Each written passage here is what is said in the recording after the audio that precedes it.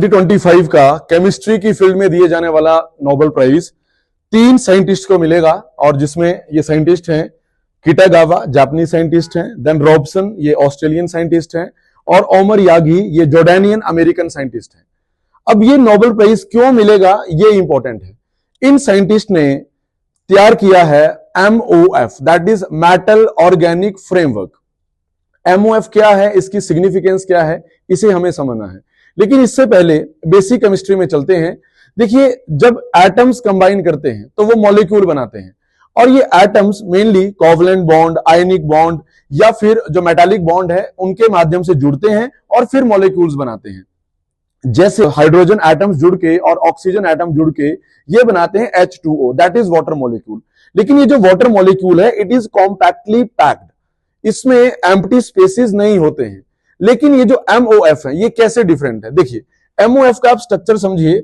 MOF में ये जो आपको येलो में दिख रहे हैं, ये मेटल सेंटर्स हैं, ये इनऑर्गेनिक पार्ट है, ये मेटालिक पार्ट है। फॉर एग्जांपल, ये जिंक एटम हो सकता है, कॉपर एटम हो सकता है, आयरन एटम हो सकता है, तो ये इनऑर्गेनिक पार्ट है। तो इनऑर्गेनिक हुआ मेटल सेंटर, और इन इनऑर्गेनिक पार्ट को आपस में ज्वाइन किया जाएगा with the help of molecules, that is organic molecules.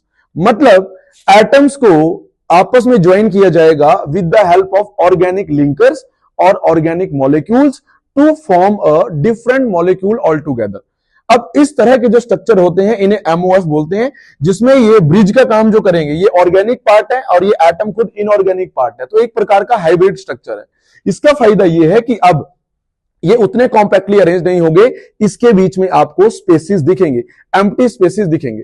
तो सरल शब्दों में कहें तो MOF वो नोबल मटेरियल्स हैं जिनके बीच में एम्प्टी स्पेसिस होते हैं, और ये एम्प्टी स्पेसिस किसी भी पर्पस के लिए इन्हें इस्तेमाल किया जा सकता है।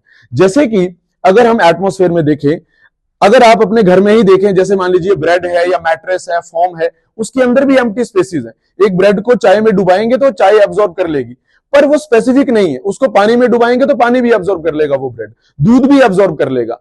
पर ये जो MOF बनाए जाते हैं, ये टेलर मेड है फॉर सम स्पेसिफिक पर्पसेस।